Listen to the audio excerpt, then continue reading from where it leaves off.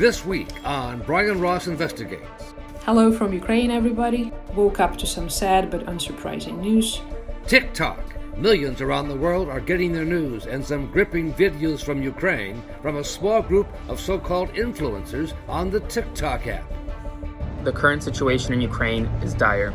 My family is there, including my 57-year-old uncle, my aunt, and my 9-year-old cousin. So I posted at the beginning of the war a video of my little cousin, my 9-year-old cousin, who was, at the time, was in Kiev and was sleeping under a makeshift bed in a bathtub with a mattress overhead. 22-year-old Aidan has been briefed by the White House and supports President Biden, even as his father is under investigation for working with Rudy Giuliani to dig up dirt on the Biden family. It's different times, different positions, and I love my father, but I'm not my father. Plus, corporate citizenship.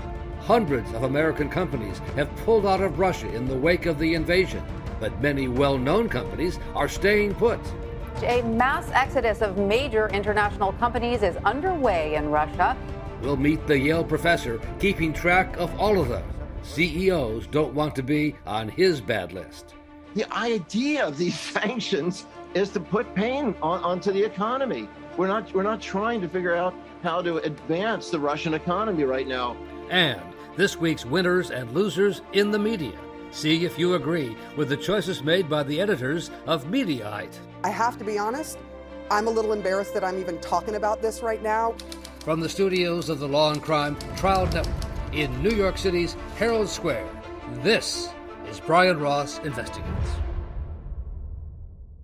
Good evening, and thank you for joining us, and welcome to our friends on Facebook Live. I'm Brian Ross, joined as always by my colleague Rhonda Schwartz. And Rhonda, we begin with the power of TikTok. Millions of people around the world are now getting their news about Ukraine from this popular social media app, Rhonda. That's right, Brian. And even the White House is aware of the power of TikTok, holding special briefings for some of its most popular TikTok influencers. Significant breaking news this morning. The capital of Ukraine, Kiev, survived a non-stop attack by Russian forces overnight. Hello from Ukraine, everybody. Woke up to some sad but unsurprising news. There has been another attack from the Russian-controlled occupied territories of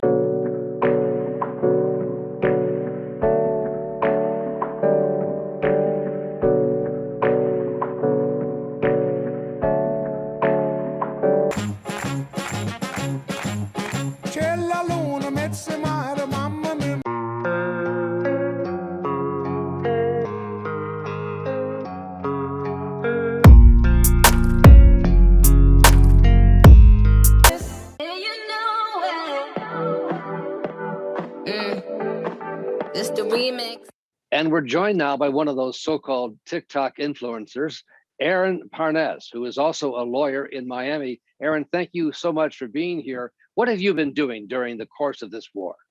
Yeah, and thank you so much for having me. So first off, I have family in Ukraine right now. I have an uncle, an aunt, and a little cousin there. And the night the invasion occurred, I went live, and we got hundreds of thousands of folks on there watching the live. And instantly my TikTok account and my platform really blew up, allowing me to continue to spread this just reporting about what's happening on the ground so more folks know and understand what Ukrainians are going through. How many followers do you have now? I have 1.2 million followers right now, and it's mostly those under the age of 30 years old who every morning they go on TikTok for an hour, every night they go on TikTok for an hour before going to bed. And instead of having to watch CNN for an hour to get your information, you can watch 5 TikToks for 5 minutes and get everything you need to know and be updated. The current situation in Ukraine is dire. My family is there, including my 57-year-old uncle, my aunt, and my 9-year-old cousin. So I posted at the beginning of the war a video of my little cousin, my 9-year-old cousin, who was, at the time, was in Kiev and was sleeping under a makeshift bed in a bathtub with a mattress overhead. And I posted the video to kind of show folks what it's like to be living in a war zone right now.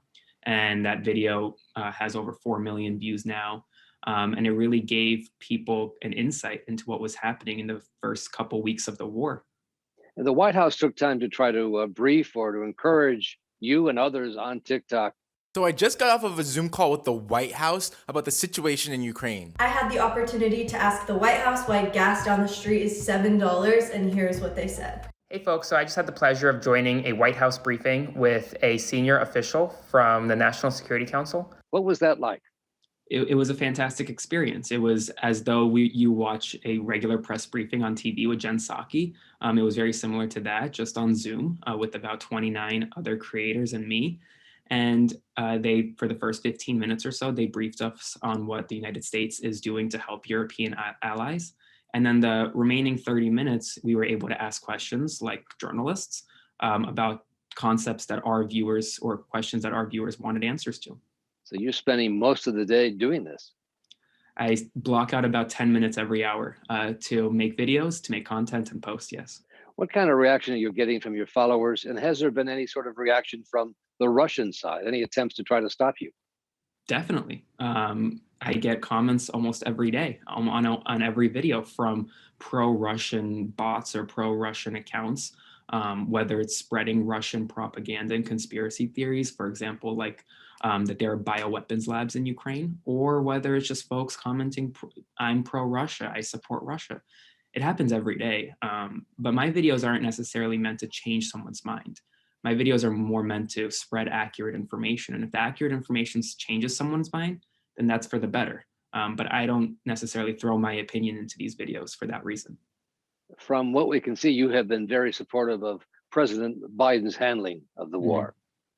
Yes, 100%. I do think there are things that we can be doing more. I think we need to be providing more military assistance in terms of newer military capabilities to Ukraine. But with that being said, I think we've provided billions of dollars of United States military aid already. He's solidified the NATO alliance more so than it's been solidified since the end of the Cold War. I think he's done a fantastic job, both through his rhetoric and through his actions. Ironically, Aaron Parnez's father, Lev, was one of the men who worked with Rudy Giuliani to try to use Ukraine to dig up dirt on Joe Biden during the election. There is now a guilty verdict against former Rudy Giuliani associate Lev Parnas. Parnas has been found guilty of federal campaign finance criminal charges. Prosecutors accused Parnas of hatching a scheme to funnel millions of dollars in funds from a wealthy Russian financier into U.S. elections. Lev Parnas has now been convicted of at least 6 federal felony counts, the most recent one a fraud charge he pleaded guilty to last week. Well, my father and I have the same position today as it comes to Ukraine, where he grew up there. He told me a lot about what it was like growing up there. And listen, what's happening today is no one ever could have imagined that we would see a Ukraine under attack like we do now, including many folks, many of my family who grew up there.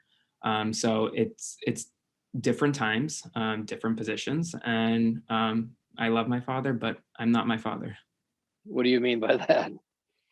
Meaning that I should be judged for my own actions, and should be judged for my own opinions and for the content that I produce. None of this relates to my family or to my father in particular. It's all me. Have you been distressed to see his legal troubles?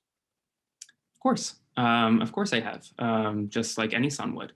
And it's definitely very difficult. Not many people realize the effects that these types of legal proceedings have on families, because there are plenty of secondary effects. So yeah, it's been very difficult. So finally, what do you think is next in this invasion of Ukraine? I think that they want to end this war by May 9th, which is the day that Russia celebrates their win over Nazi Germany. And I think that they're going to do anything to claim victory by then, whether that's claiming victory that, hey, we've liberated a small part of Ukraine, or we've taken over Ukraine completely.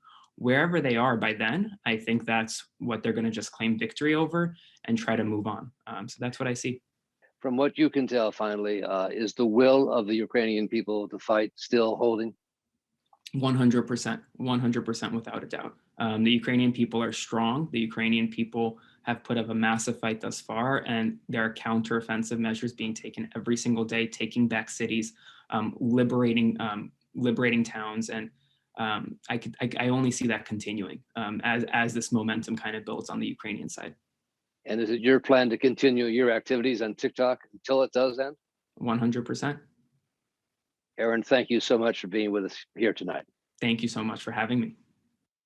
Coming up next, the Yale professors who's keeping track of American companies that have and have not pulled out of Russia. CEOs don't want to be on his bad list. You're watching Brian Ross Investigates on the Law and Crime Trial Network.